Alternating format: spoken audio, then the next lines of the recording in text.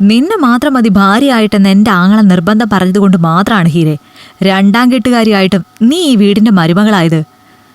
വലിയൊരു കാര്യം പറയുന്ന ഭാവത്തിൽ എന്നാൽ തന്നോടുള്ള എല്ലാ പുച്ഛവും ശബ്ദത്തിൽ നിറച്ചു തന്നെ കുത്തി പറയുന്ന ദീപയെ വെറുതെ അങ്ങനെ നോക്കി നിന്നു ഹീരയും.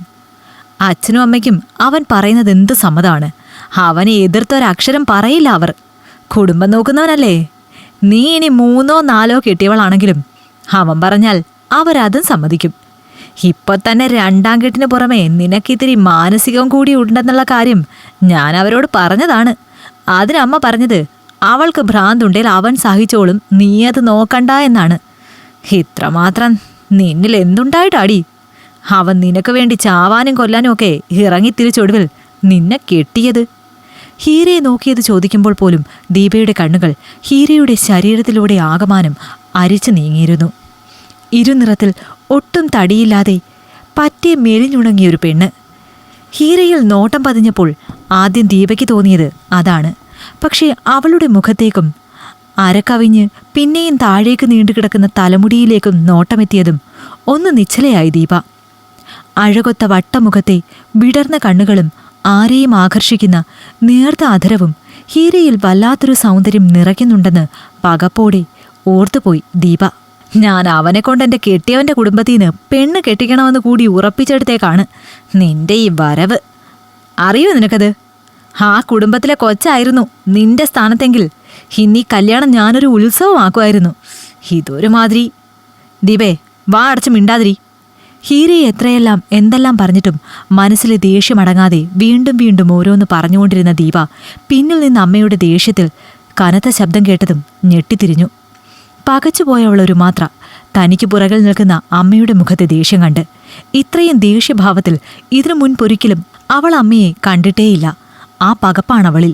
ദീപേ, അമർത്തി അമ്മയുടെ വിളിയൊച്ച ഒരു വിറയലേകി ദീപയിൽ. നിനക്ക് ഈ കുട്ടിയെ നിന്റെ അനിയന്റെ ഭാര്യയായി കാണാൻ കഴിയുന്നില്ലെങ്കിൽ നീ ഇവളോട് മിണ്ടുകയോ ഇവളെ നോക്കുകയോ വേണ്ട. ഇനി ഒരിക്കൽ കൂടി നേരത്തെ സംസാരിച്ചതുപോലെ ഒരു സംസാരം നിന്റെ ഭാഗത്ത് നിന്നുണ്ടായാൽ പിന്നെ ഒരിക്കലും എൻ്റെ മകളായി നീ ഈ വീടിൻ്റെ പടി കയറില്ല. കടുത്ത അമ്മയുടെ വാക്കുകൾ, അതും ഹീരയുടെ മുന്നിൽ വെച്ച്. അപമാനത്താൽ പുകഞ്ഞു ദീപ. കാറ്റിൻ്റെ വേഗതയിലാണവൾ ഹീരയ്ക്കരികിലേക്കെത്തിയത്. അമ്മയ്ക്ക് തടയാൻ കഴിയും മുമ്പ് ദീപ ഹീരയെ പിടിച്ചൊന്നുലച്ചു. നിന്റെ കയ്യിൽ ആളെ മയക്കുന്ന വിദ്യയുണ്ടെങ്കിൽ അതെനിക്കും കൂടി പറഞ്ഞു ആടി. ഞാനും മയക്കട്ടെ ഇതുപോലെ ആളുകളെ. നാണുണ്ടോടി വൃത്തികെട്ടവളെ നിനക്ക്? ഒരുത്തനെ കെട്ടി അവൻ്റെ ഭാര്യയായിരുന്നിട്ട് ഒടുവിൽ അവനെ കളഞ്ഞ് എൻ്റെ അനിയനെ മയക്കി കെട്ടി ഈ കുടുംബത്ത് വന്ന് കയറിയ ഉടനെ എൻ്റെ അമ്മയെ എനിക്കെതിരെയാക്കാൻ? നിന്റെ ഈ എല്ലുന്തി അസ്ഥികൂടം പോലെയുള്ള ശരീരം കാണിച്ചാണോടി നീ എൻ്റെ അനിയനെ മയക്കിയത്? പറയടി. ദേഷ്യത്തിൽ പറയുന്നത് എന്താണെന്ന ബോധം പോലുമില്ലാതെ ദീപ അലറിയതും കരുതേറിയൊരു കൈ ദീപയുടെ കവിൾ പുകച്ചു. കിട്ടിയ അടിയുടെ പകപ്പിൽ തലയിലാകെ ഒരു കനത്തോടെ കണ്ണു തുറന്നു നോക്കിയ ദീപ തനിക്ക് മുൻപിൽ നിന്ന് കൈ വലിച്ചുകുടയുന്ന അനിയൻ ദീപക്കിനെ കണ്ടു ഞെട്ടി. തന്നെ അവൻ അടിച്ചത് വിശ്വസിക്കാൻ കഴിയാതെ പകപ്പോടെ ദീപ നിന്നതും ഇതെല്ലാം കണ്ടൊരു ഞെട്ടലോടെ നിന്ന ഹീരയെ തൻ്റെ നെഞ്ചിലേക്ക് വാരിയണച്ച് ദീപയ്ക്ക് മുന്നിൽ വന്നു നിന്നു ദീപക്. ഇവളെന്നെ ശരീരം കാട്ടി മയക്കി എന്നതല്ലേ ചേച്ചി നീ പറഞ്ഞത്? ശരിയാടി, നീ പറഞ്ഞത്. ഇവളെന്നെ ഈ ശരീരം വെച്ച് തന്നെയാ മയക്കിയത്. നീ ഒന്ന് കണ്ടു നോക്ക്, എങ്ങാനും മയങ്ങിയാലോ. പല്ലുകൾ കടിച്ചമർത്തി പറയുന്നതിനൊപ്പം തന്നെ ദീപക് ഹീരയുടെ സാരിയിൽ കൈവച്ചതും ഒരു നോട്ടം അവനെ നോക്കി ഹീര. അതിനൊന്നവളെ കണ്ണടച്ച് കാണിച്ച് ദീപയുടെ മാറിൽ നിന്ന് സാരിത്തലപ്പ് ദീപക് എടുത്തു മാറ്റിയതും ഞെട്ടി ദീപ. പൊള്ളി അടർന്ന് വികൃതമായ ഹീരയുടെ മാറിടം പകപ്പോടവൾ നോട്ടം വെട്ടിച്ചു മാറ്റിയതും കണ്ടു പൊള്ളിയ പാടുകൾ നിറഞ്ഞ ഹീരയുടെ വയറും പൊക്കിൾ ചുഴിയും. കണ്ണും നിറുക്കിയടച്ചുപോയി ദീപ. ഇത് മാത്രമല്ല ചേച്ചി, ഇനിയുണ്ട് ഇവളിൽ എന്നെ മയക്കാൻ ഉപയോഗിച്ച ഇതുപോലെയുള്ള ഇടങ്ങൾ. കാണണോ നിനക്ക്? മുരളും പോലെ ദീപക് ചോദിച്ചതും വേണ്ടെന്ന് തലയിളക്കിപ്പോയി ദീപ. എന്നെ സ്നേഹിച്ചതുകൊണ്ട് മാത്രം അവൾക്ക് കിട്ടിയ സമ്മാനങ്ങളാണിത്. ഞാൻ സ്നേഹം നടിച്ചൊടുവിൽ കൈവിട്ട് കളഞ്ഞപ്പോൾ അവൾക്ക് കിട്ടിയ സമ്മാനങ്ങൾ. നിറ കണ്ണുകളോടെ ദീപക് പറഞ്ഞതും അവനെ പകച്ചു നോക്കി ദീപ. നീ ഇഷ്ടപ്പെട്ട പുരുഷനെ നിനക്ക് ഭർത്താവായി കിട്ടാൻ എടുത്താൽ പൊങ്ങാത്ത സ്വർണവും പണവും വേണമായിരുന്നില്ലേ ചേച്ചി? അത് തരാൻ നിവർത്തിയില്ലെന്ന് അച്ഛൻ പറഞ്ഞപ്പോൾ ഈ വീട്ടിൽ പട്ടിണി കിടന്ന് നീ മരിക്കാൻ നോക്കി.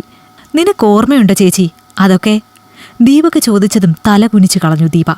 ഒടുവിൽ നിനക്ക് നീ ആഗ്രഹിച്ചവനെ നേടിത്തരാനായി ഞാൻ കടൽ കടന്നപ്പോൾ എനിക്കായി കാത്തിരുന്നവളാണ് എൻ്റെ ഹീര. നിനക്ക് വേണ്ടതെല്ലാം തന്ന് നിന്നെ വിവാഹം കഴിപ്പിച്ചയച്ചപ്പോൾ ഗൾഫെന്ന ആ നാട് വിടാനൊരുങ്ങിയവനാണ് ഞാൻ. പക്ഷേ എന്നെ അതിനനുവദിക്കാതെ നിന്റെ ആവശ്യങ്ങൾ ഓരോന്നും കൂടി വന്നുകൊണ്ടേയിരുന്നു. അതിനിടയിൽ ഞാൻ അറിഞ്ഞു ഞങ്ങളുടെ പ്രണയം ഇവളുടെ വീട്ടിലറിഞ്ഞെന്നും നാട്ടിൽ ഇവളുടെ കല്യാണം ഇവളുടെ സമ്മതമില്ലാതെ ഉറപ്പിച്ചെന്നും. ഓടിപ്പാഞ്ഞെത്താൻ ആഗ്രഹിച്ചിട്ടും സാധിച്ചില്ല എനിക്കത്. ഒപ്പിട്ട് കൊടുത്ത ബോണ്ടിന്റെ കാലാവധി തീരാതെ മടങ്ങി വരാൻ പറ്റിയില്ല എനിക്ക്.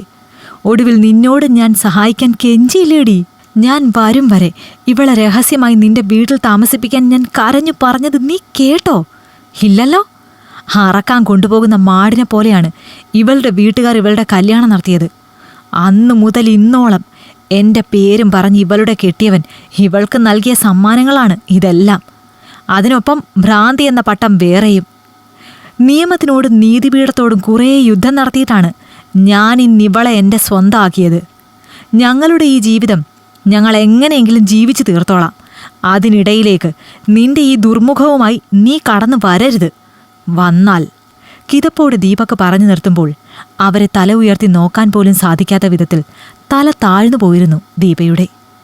തൻ്റെ സ്വാർത്ഥതയാണ് ഹീരയുടെ ജീവിതം ഇത്തരത്തിലാക്കിയതെന്ന കുറ്റബോധം അവളിലാകെ നിറയുമ്പോൾ ദീപക് ഹീരയെ നെഞ്ചോട് ചേർത്ത് തൻ്റെ മുറിക്കുള്ളിലേക്ക് കയറി.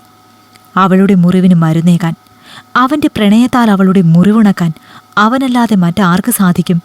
പ്രണയിക്കട്ടെ അവർ ഈ ജന്മം മുഴുവൻ. ഇഷ്ടമായെങ്കിൽ ലൈക്ക് ചെയ്യൂ. നിങ്ങളുടെ അഭിപ്രായങ്ങൾ കമന്റായി രേഖപ്പെടുത്തൂ. കൂടുതൽ കഥകൾ കേൾക്കാൻ ഈ ചാനൽ സബ്സ്ക്രൈബ് ചെയ്യൂ.